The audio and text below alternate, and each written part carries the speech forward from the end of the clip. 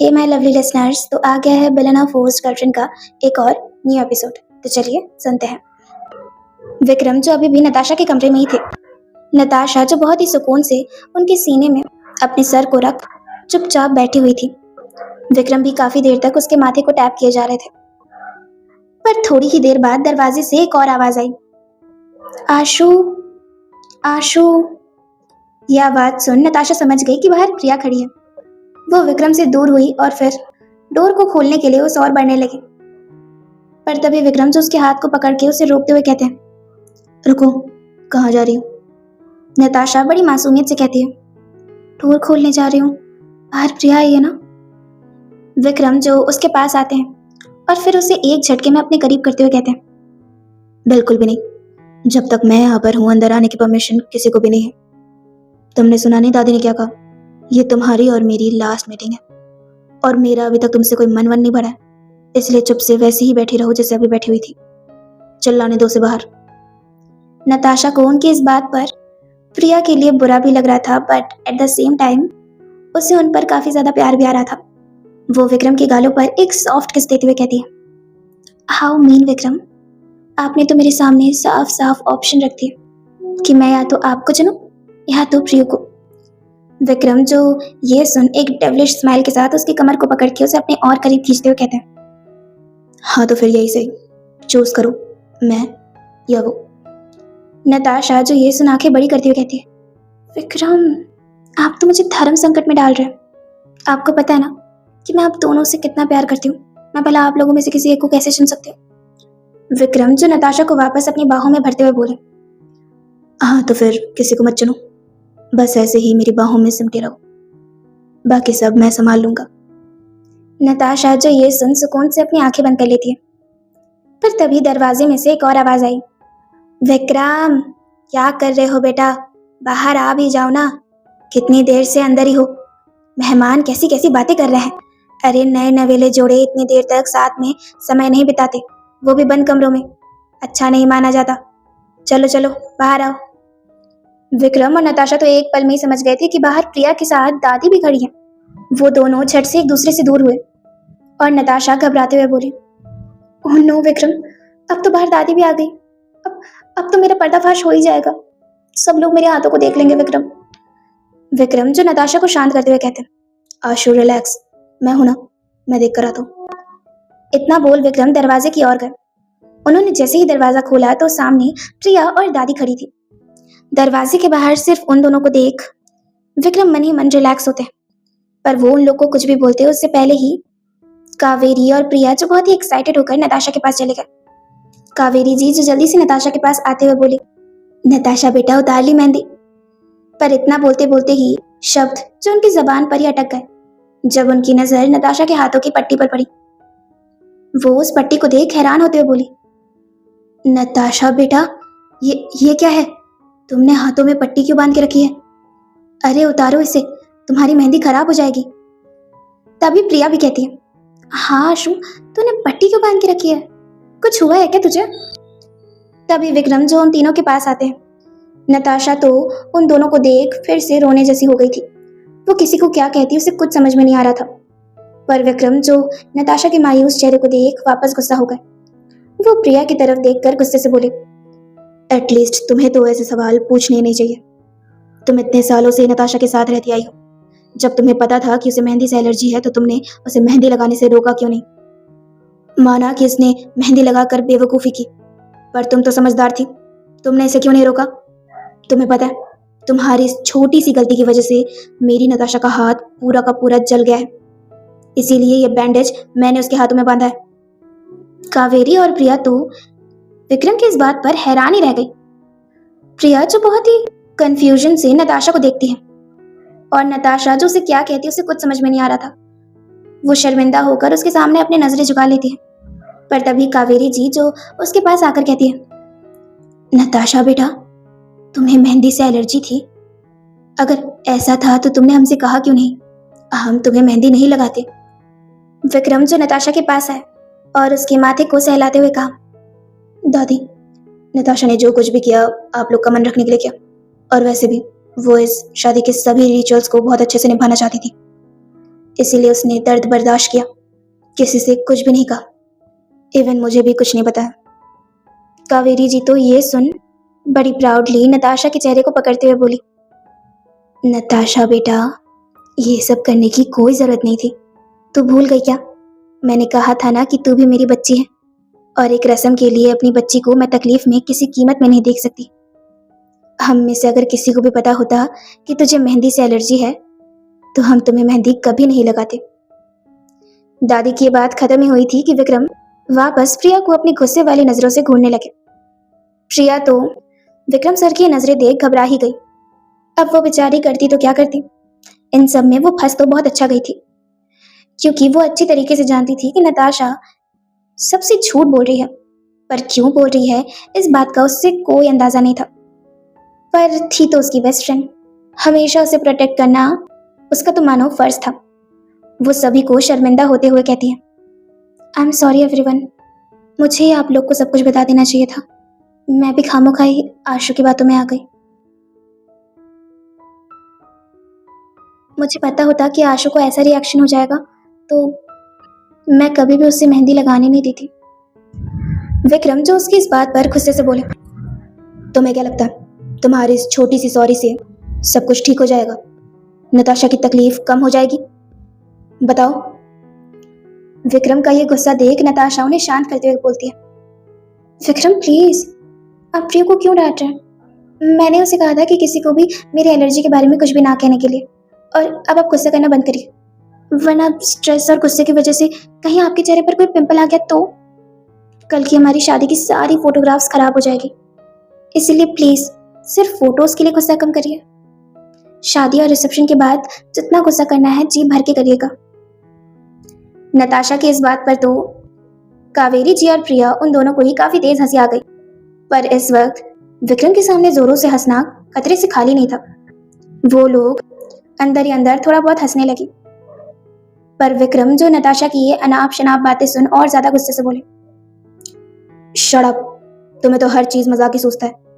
अभी कुछ देर पहले जलन के मारे रोए जा रही थी और अब खिलखिला के हंस रही हो। तुम्हें आइडिया भी है कि तुम कितनी ज्यादा अजीब हो? नताशा जो ये सुन विक्रम के नाक पर हल्का सा मारते हुए बोली, जैसी भी हूँ आप क्यों? आपने खुद ही तो चुना अपने लिए मुझे, और अब शादी के एक दिन पहले आपको मैं बुरी लग रही हूँ? तभी तो शादी से एक दिन पहले किसी इंडियन हस्बैंड की तरह आप मुझे ताने मारे जा रहे हैं। विक्रम जो नताशा की ये मस्ती देख और ज्यादा गुस्सा हो गए। वो कुछ बोलने ही जा रहे थे कि तभी दादी उन्हें टोकते हुए कहती है, अरे बाबा बस बस, अब तुम दोनों अपना रोमांस यहीं पर शुरू मत कर देना, कल तक के लिए रुक जाओ, फिर बंद कमरे में जो करना हो करना। दादी की इस बात पर तो तीनों के तीनों हैरान ही रह जाते हैं और अपनी भौचक्की नजरों से उन्हें देखने लगते हैं। दादी जो उन तीनों की शक्लें देख हिचकिचाते हुए बोली, अरे भाई उम्र हो गई है तो जबान फिसल गई, इसमें क्या हो गया? ऐसे देख रहे हो जैसे न जाने मैंने कौन सी अजूबी वाली बात करती हूँ। और वैसे भी अब तुम लोग तीनों मिलकर टाइम वेस्ट करना बंद करो, नीचे सभी मेहमान निकलने वाले हैं, इसलिए विक्रम मेरे साथ चलो। और हाँ, एक और बहुत ही इम्पोर्टेंट बात, कल तुम्हारी और नताशा की हल्दी की रस्म होते ही हम दोनों यानी तू और मैं मंदिर चलेंगे। पंडित जी ने तेरे सफल गृहस्थ जीवन के लिए शादी से पहले एक छोटी सी पूजा रखी है, इसीलिए हल्दी के बाद ही निकलना होगा। तभी नताशा कहती, दादी मुझे भी जाना होगा क्या?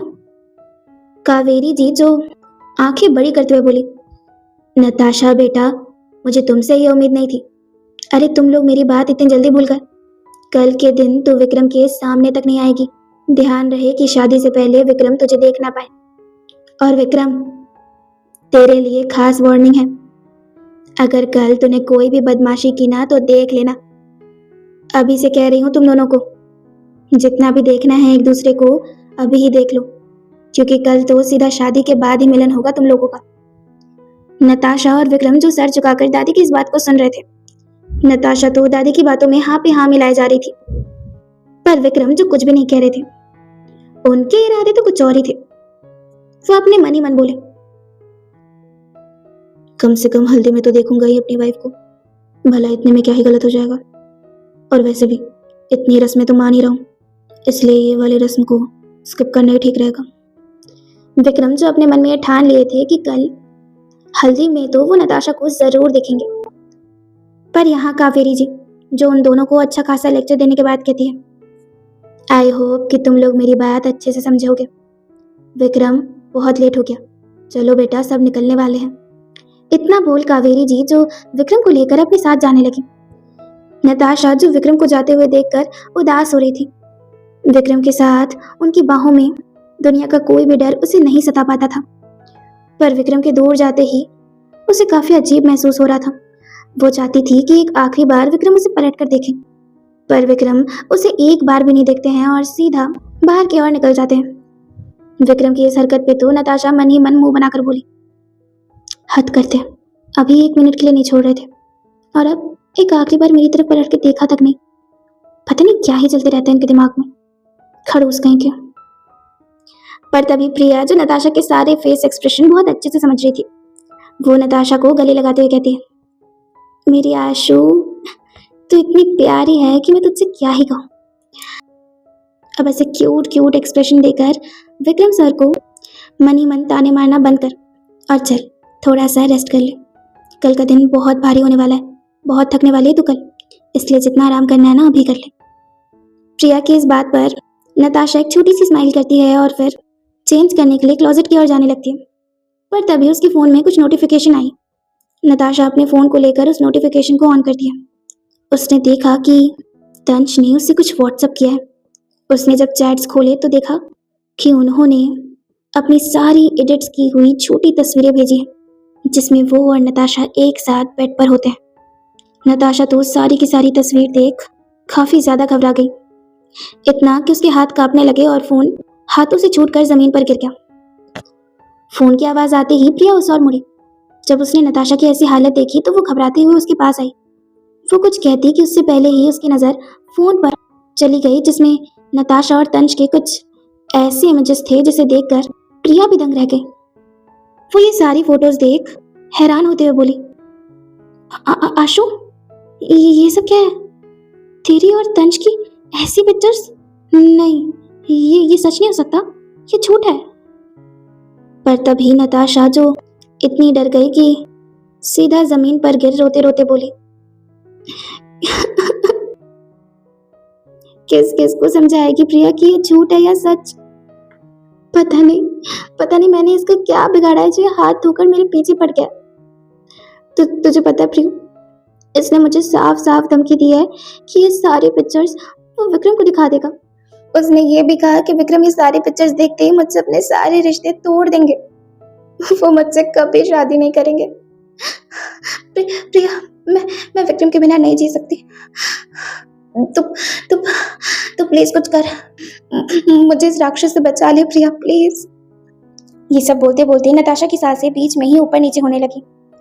नताशा की यह हालत देख प्रिया घबराते हुए उसे संभाल कर बोली, आशु रिलैक्स, देख तो इतना स्ट्रेस मत ले, मैं हूं ना तेरे पास। मैं तो कहती हूँ कि तू बिल्कुल भी मत डर। तू खुद ही ये सारी पिक्चर्स विक्रम सर को दिखा दे और उनके सामने सारा का सारा सच कन्फेस कर दे। तू देखना, वो तुझ पर जरूर ट्रस्ट करेंगे और इस तंज नाम की बला को एक पल में तेरे रास्ते से हटा देंगे, मैं पूरी श्योर हूं। पर नताशा जो अपने सर को ना में हिलाते हुए बोली, नहीं नहीं नहीं नहीं नहीं नहीं नहीं, मैं ये सब कुछ विक्रम को शादी से पहले नहीं बता सकती। अगर ये सब फोटो देखने के बाद उन्होंने फोटोज पर भरोसा किया और मुझ पर नहीं, तो मैं क्या करूंगी? अगर उन्होंने मुझसे शादी करने से मना कर दिया तो नहीं, मैं विक्रम के बिना जी नहीं पाऊंगी, मर जाऊंगी उनके बिना। तुझे कसम है, मैंने प्रतीक जी से भी कसम ली है और अब तुझे भी दे रही हूँ, तुम दोनों विक्रम सर को तंज के बारे में कुछ भी नहीं कहोगी जब तक कि शादी ना हो जाए। एक बार शादी हो गई तो मैं प्रॉमिस करती हूँ कि मैं ये सब कुछ खुद ही विक्रम को बता दूंगी, पर शादी से पहले नहीं। मैं 1% का भी रिस्क नहीं ले सकती, बिल्कुल भी नहीं। नताशा की ये हालत देख प्रिया बहुत ज्यादा घबरा जाती है और उसे संभालते हुए कहती है, आशु रिलैक्स, देख तू ज्यादा स्ट्रेस मत ले, तू जैसा बोल रही है ना वैसे ही होगा। हम में से कोई भी विक्रम सर को कुछ नहीं बताएगा, ना मैं और ना प्रतीक जी। तू तू बस शांत हो जा और इतना स्ट्रेस मत ले। कुछ गलत नहीं होगा, सब कुछ सही होगा। ओके। इतना बोल प्रिया जो नताशा को अपने गले से लगाकर उसे शांत करने लगती है। यहाँ दूसरी तरफ हॉल से सारे मेहमान जो जा चुके थे, पर यहाँ विक्रम जो इस वक्त प्रतीक के साथ कुछ बातें कर रहे थे। उन्होंने प्रतीक से कहा, प्रतीक, नताशा मुझसे कुछ छुपा रही है। प्रतीक जो ये सुनते ही घबरा गए और अपनी लड़खड़ाती आवाज में बोले, क्या बॉस? नहीं तो मैडम बॉस आपसे कुछ भी नहीं छुपा रही। विक्रम जो उसकी तरफ देख अपनी कोल्ड वॉइस में बोले, शट अप, मैं तुम्हें पूछ नहीं रहा हूँ, तुम्हें बता रहा हूँ। नताशा ने मुझसे कुछ तो झूठ बोला है जो अब वो मुझे बताने से डर रही है। मैं जानता हूँ कि मेरे पूछने के बाद भी वो मुझे कभी नहीं बताने वाली, इसलिए मैं चाहता हूँ कि तुम पता लगाओ कि आखिर बात क्या है जो वो मुझसे इतना ज्यादा डर रही है। ऐसा कौन सा झूठ बोला है उसने जो मुझे नहीं पता। प्रतीक जो ये सुन बहुत घबरा गए और वैसे ही घबराहट में पूछते हैं, बॉस, आप इतने श्योर कैसे कह सकते हैं कि मैडम बॉस आपसे कुछ छुपा रही है? ये भी तो हो सकता है कि आपको कोई गलतफहमी हो रही हो। विक्रम जो आंखें बंद कर अपने आप पर कंट्रोल करते हुए बोले, मुझे कोई भी मिसअंडरस्टैंडिंग नहीं हुई है प्रतीक। मैं जब नताशा के कमरे में गया था तो मैंने उसके मुंह से खुद सुना कि वो मुझसे कुछ छुपा रही है। उसने झूठ बोले हैं, धोखा दिया है। आई डोंट नो कि वो क्या कह रही थी, पर इस बात से इतना तो साफ है कि वो कुछ तो मुझसे छुपा रही है। एंड यू नो व्हाट, वो क्या छुपा रही है ये तो मुझे नहीं पता, पर इतना जरूर पता है कि वो आजकल कुछ ज्यादा ही स्ट्रेस में रहने लगी है। मैं चाहता हूँ कि तुम पता लगाओ कि आखिर बात क्या है। प्रतीक जो झूठा स्माइल करते हुए बात को टालने की कोशिश करते हैं और कहते हैं, नहीं नहीं नहीं बॉस, मैं तो कहता हूँ आपको अभी भी गलतफहमी हो रही होगी। मैडम बॉस ने तो आपसे कभी भी कोई झूठ नहीं कहा। हाँ हाँ हाँ, वो जब आप कुछ काम के लिए इंडिया आए थे ना, तब वो कैसे छुप छुप के ऑडिशन देने गई थी। लगता है मैडम बॉस उसी दिन की बात कर रही होगी। अभी तक आपको उसके बारे में कुछ बताया मैडम सर ने? प्रतीक जो ये बात काफी डरते डरते बोल रहे थे कि क्या पता नताशा ने उन्हें इस बारे में सब कुछ बता दिया हो, पर विक्रम जो अपने सर को नाम हिलाते हुए कहते हैं, I think you are right, Natasha ने अब तक मुझे इस बारे में कुछ भी नहीं कहा। पर क्या सिर्फ इतनी सी बात पर वो इतना ज्यादा उदास है? नहीं, सिर्फ ये बात नहीं है, अब तो मैंने उसके सपने को एक्सेप्ट भी कर लिया है। यहाँ तक कि उसे एक सुपरस्टार सिंगर बनाने के लिए मैंने कपूर से भी बात कर ली है। ये बात तो नहीं हो सकती। खैर, ऐसे तुक्के मारना बंद करो और मुझे पक्की खबर दो। आई नो कि तुम ये काम बहुत अच्छे से कर लोगे। इतना बोल विक्रम वहां से जाने लगे, पर उनके जाते ही प्रतीक जो घबराते हुए अपने पसीने को पोंछकर बोले, हे भगवान, ये मैडम बॉस ने मुझे कहाँ फंसा दिया। एक तो पहली बार मुझे बॉस से झूठ बोलना पड़ रहा है। अगर उन्हें भनक भी लगी ना कि मुझे पहले से ही इस बारे में सब कुछ पता था, तो वो तो सबसे पहले मेरे ऊपर ही फूटेंगे।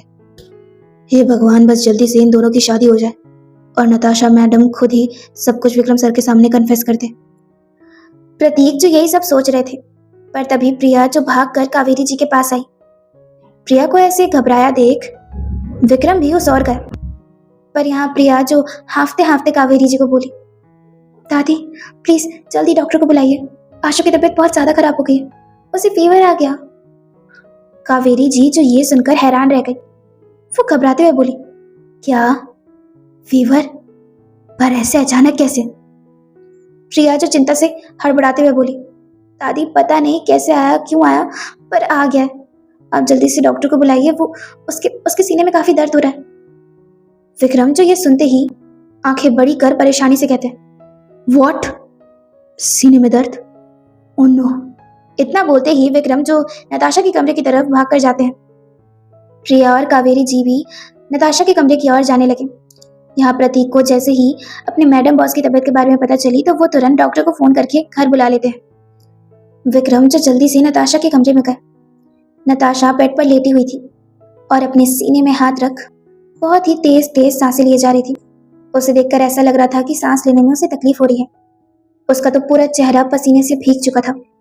उसकी ऐसी हालत देख विक्रम बहुत ज्यादा घबरा गए और तुरंत उसके पास जाकर उसे अपनी बाहों में भर संभालते हुए बोले, आशु क्या हो गया? रिलैक्स, रिलैक्स रहो, धीरे धीरे सांस लेने की कोशिश करो। Come on, breathe in, breathe out. Vikram जो ऐसे कह कहकर नताशा को संभालने की पूरी कोशिश कर रहे थे, पर नताशा जो बहुत ज्यादा घबरा गई थी, उसका पूरा बदन भी बुखार से तप रहा था। दादी, नताशा और प्रतीक भी कमरे में आ गए। तीनों जब नताशा की ऐसी हालत देखते हैं तो वो तीनों ही बहुत ज्यादा घबरा जाते हैं। वो तीनों अंदर आए। प्रतीक जो हड़बड़ाते हुए बोले, मैडम बॉस, आप रिलैक्स रहिए, मैंने डॉक्टर को कॉल कर दिया है, वो बस आते होंगे। विक्रम जो प्रतीक की ओर चिल्लाते हुए बोले, तुम्हें दिखाई नहीं दे रहा कि ये इमरजेंसी है? डॉक्टर को जल्द से जल्द बुलाओ, जल्दी जाओ। प्रतीक जो विक्रम की आवाज सुनकर डर से कांपने लगे, वो अपने सर को हाँ में हिलाकर रूम से बाहर निकल गए। यहाँ कावेरी जी भी नताशा के बगल में बैठ गई और प्रिया नताशा के पाँव के पास। नताशा की ऐसी हालत देख कावेरी जी ने तो अपने सीने में हाथ रख लिया। उन्हें समझ नहीं आ रहा था कि नताशा को ऐसे अचानक से क्या हो गया। पर प्रिया जो अपने मन ही मन बोली, ओह नो, डर के मारे आशु का ये हाल हो गया। पर इस लड़की ने मुझे कसम भी दे दी है, करूँ तो क्या करूँ? विक्रम सर को सच बता भी नहीं सकती और आशु को ऐसे हाल पे छोड़ भी नहीं सकती। विक्रम सर को बता दूं क्या तनिष कपूर के बारे में? नहीं नहीं नहीं नहीं नहीं, आशु ने कहा है कि वो खुद ये बात बताना चाहती है, तो फिर मैं ये बात कैसे बता सकती हूँ? आशु प्लीज प्लीज प्लीज संभालो खुद को। अगर तुम्हारी तबीयत ज्यादा बिगड़ गई तो मैं विक्रम सर को क्या मुंह दिखाऊंगी? नहीं नहीं नहीं नहीं नहीं नहीं। प्रिया जो डर के मारे नताशा के पाँव को अपने हाथों से रगड़ने लगती है। प्रिया को ऐसे करता देख दादी भी नताशा के एक हाथ को रगड़ने लगी और विक्रम जो लगातार नताशा की पीठ को रगड़ रहे थे। तीनों मिलकर अपनी पूरी जान लगा रहे थे, पर नताशा की हालत में कोई सुधार नहीं हो रहा था। नताशा को अभी भी सांस लेने में काफी ज्यादा तकलीफ हो रही थी, पर धीरे धीरे विक्रम की बाहों में वो सेफ फील करने लगी। उसकी सांसें जो धीरे धीरे कर कर काबू में आ जाती हैं, पर सीने का दर्द वैसे का वैसे ही रहता है। नताशा को काम डाउन होता देख कावेरी और प्रिया एक राहत भरी सांस लेते हैं। विक्रम भी जो इस वक्त नताशा को अपने सीने से लगा के थे, वो बहुत ही जुनून से नताशा के फॉरहेड पर किस करते हुए कहते हैं, थैंक गॉड नताशा, फाइनली तुम्हारी सांसें काबू में आई। तुम ठीक हो ना? सीने में कोई पेन तो नहीं हो रहा? नताशा जो अपने सर को नाम हिलाते हुए बोली, हाँ, कुछ भी नहीं हो रहा, पेन वगैरह कुछ नहीं हो रहा, अब ठीक लग रहा है।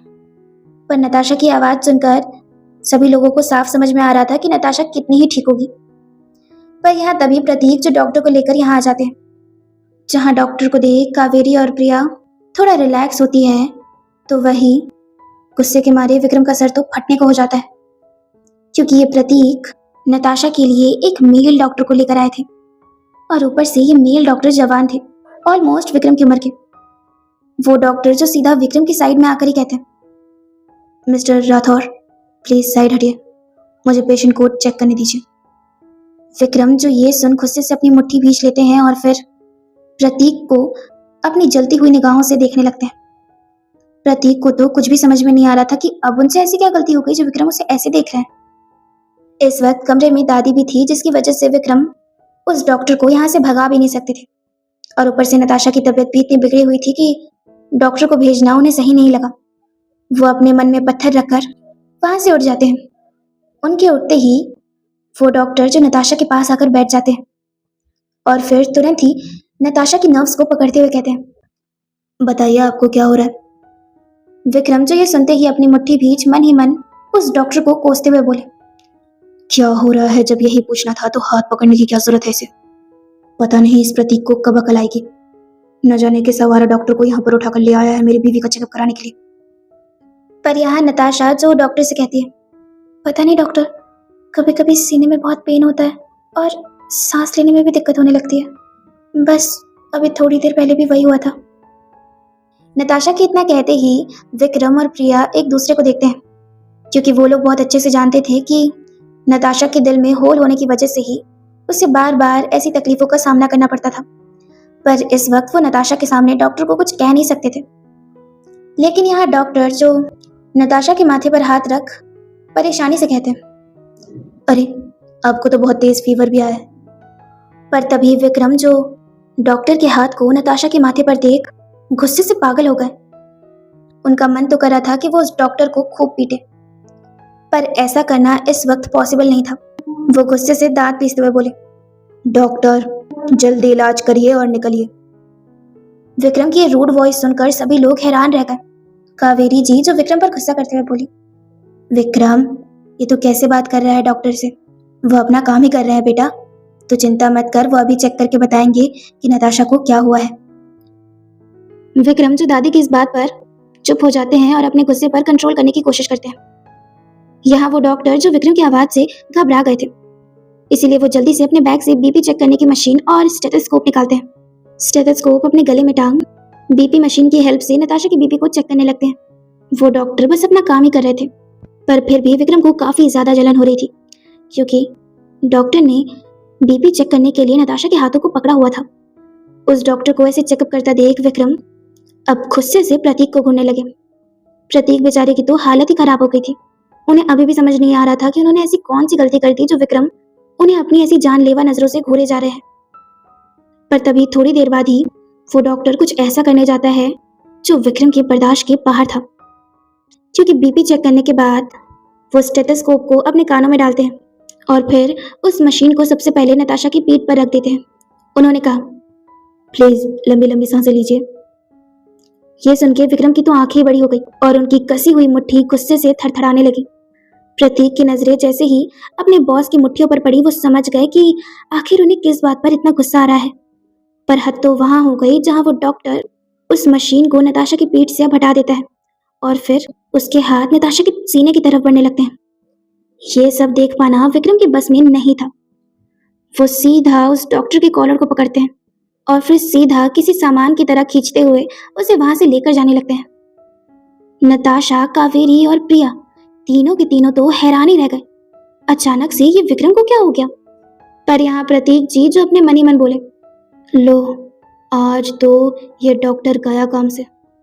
पर एक मिनट प्रतीक, इस डॉक्टर के बाद विक्रम बॉस का टारगेट मैं बनूंगा।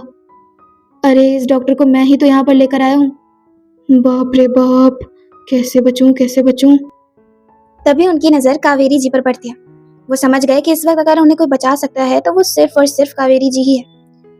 वो परेशानी से उनके पास जाकर कहते हैं, दादी दादी प्लीज मुझे बचा लीजिए। विक्रम बॉस बहुत ज्यादा गुस्से में गए हैं। वो मैंने फीमेल की जगह मेल डॉक्टर को बुला लिया ना, इसीलिए उन्हें बहुत गुस्सा आ रहा है। उस डॉक्टर का काम तमाम करने के बाद वो मेरा काम तमाम करने आएंगे। प्लीज मुझे बचा लीजिए दादी। कावेरी जी, प्रिया और नताशा तीनों को अब समझ में आया था कि विक्रम के ऐसे वियर्ड बिहेवियर की आखिर असली वजह थी क्या। वो तीनों पहले तो प्रतीक के मुंह को देखती है और फिर साथ में ही हंसने लगती है। उन तीनों को हंसता देख प्रतीक जी घबरा कर कहते हैं, अरे देवियों, ऐसे क्यों हंस रहे हो आप लोग? अभी मेरी बैंड बजने वाली है और आप लोग को हंसी आ रही है। पर तभी दरवाजे में खड़े विक्रम कहते हैं, क्या हो गया प्रतीक? प्रतीक, जो विक्रम की आवाज सुनते ही घबरा गए, वो जल्दी से उस ओर पलटते हुए बोले, sorry boss, sorry boss, sorry boss. आपने कहा था ना कि जल्दी डॉक्टर को लेकर आओ, इसलिए मैं उस मेल डॉक्टर को लेकर आया क्योंकि सबसे जल्दी वही आ रहा था। पर आप चिंता मत करिए, मैंने फीमेल डॉक्टर को कॉल कर दिया है, वो आती ही होंगी। विक्रम, जो उसके पास आते हुए कहते हैं, कब किया कॉल? प्रतीक, जो हिचकिचाते हुए बोले, अब कर रहा हूँ, अब अभी कॉल कर रहा हूँ। विक्रम, जो अपनी कोल्ड वॉइस में बोले, कोई जरूरत नहीं है, मैंने उन्हें ऑलरेडी कॉल करके बुला लिया है, वो बस आती ही होंगी। तुम्हारे अंदर ब्रेन बोल के कोई चीज है भी कि नहीं, तुम्हें इतना। पर तभी कावेरी जी बोली, विक्रम, क्यों प्रतीक पर गुस्सा कर रहे हो? इसमें उसकी कोई गलती नहीं है और डॉक्टर डॉक्टर होता है, चाहे वो मेल हो या फीमेल। दादी की इस बात पर विक्रम कुछ भी नहीं कह पाते, पर वो वापस गुस्से से प्रतीक की ओर देखने लगते हैं। प्रतीक, जो उनकी नजरें देख घबरा कर कहते हैं, मैं डॉक्टर को लेकर आता हूँ। इतना बोल वो जल्दी से वहां से निकल गए। उसके ऐसी हरकतों को देखकर विक्रम पहले तो अपने सर को ना हिलाते हैं और फिर अपनी नताशा के पास आकर बैठ जाते हैं और उसे प्यार से अपनी बाहों में भर लेते हैं। कावेरी और प्रिया, जो उनके इस प्यार को देख कुछ नहीं कहती और थोड़ा थोड़ा मुस्कुराने लगती है। यहाँ नताशा भी काफी सुकून से विक्रम के सीने में अपना सर रख मन ही मन बोली, बस हम जिंदगी भर ऐसे ही साथ रहें। प्लीज गॉड, उस तंज कपूर को हमारी लाइफ से भेज दीजिए, प्लीज। यहाँ नताशा, जो बाहर से जितनी शांत और चुपचाप दिख रही थी, पर अंदर ही अंदर उसके मन में तो एक तूफान चल रहा था। कि कहीं उसकी प्यारी सी दुनिया वो तंज कपूर एक पल में उजाड़ न दे। बस ऐसे ही कुछ देर बाद डॉक्टर आ जाती है। वो नताशा का चेकअप करती है। चेकअप करने के बाद उन्होंने सबसे कहा, देखिए इनकी कंडीशन देखकर तो लग रहा है कि इनका हार्ट काफी ज्यादा वीक है। मेरी मानिए तो एक बार पूरे हार्ट का सीटी स्कैन कर लीजिए। फिलहाल के लिए तो इन्हें काफी ज्यादा फीवर है, जिसकी वजह से मैं इन्हें मेडिसिन लिख के दे रही हूँ।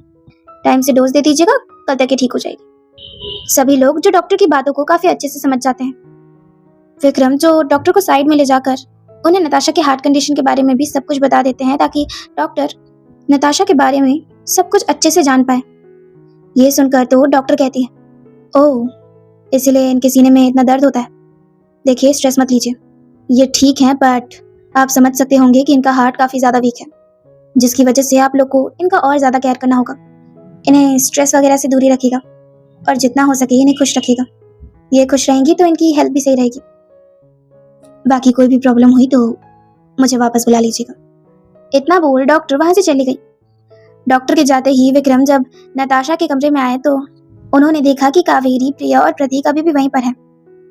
तीनों नताशा के लिए काफी ज्यादा चिंता में लग रहे थे। पर विक्रम जो उन लोग के पास आए और सभी से कहते हैं, ओके, अब रात काफी ज्यादा हो गई है, आप लोग को अपने अपने कमरे में जाकर सो जाना चाहिए। हम सब सुबह मिलते हैं, मैं नताशा का पूरा ध्यान रखूंगा। विक्रम की इस बात पर तो प्रिया और प्रतीक वहां से निकलने लगे, पर तभी कावेरी जी बोली, विक्रम तू भूल गया ना मैंने तुझसे क्या कहा था? शादी से पहले लड़का लड़की इतना वक्त साथ में बिताए, इसे अच्छा नहीं माना जाता। और ऊपर से शादी से पहले तुम रात भर नताशा के कमरे में नहीं रह सकते। तुम मेरी बच्ची की बिल्कुल भी टेंशन मत लो, मैं रहूंगी रात भर यहाँ पर और नताशा का पूरा ख्याल रखूंगी। दादी की इस बात पर विक्रम तो हैरानी रह जाते हैं। वो कुछ भी बोलने जाते हैं उससे पहले ही दादी कहती है, बस इन सब मामलों में मैं किसी की एक भी नहीं सुनूंगी। जाओ सब लोग अपने अपने कमरे में और जाकर सो जाओ। नताशा के पास यहाँ पर मैं हूँ, ठीक है? सभी लोग जो दादी की इस बात को मान जाते हैं, सिवाय विक्रम के। वो दादी को मनाते हुए बोले, दादी आपको खामोखा तकलीफ होगी, मैं हूं ना। मैं और नताशा पहले भी काफी बार साथ में रूम शेयर कर चुके हैं, एंड ट्रस्ट मी, हम दोनों ने कभी भी अपने दायरे नहीं लांघे।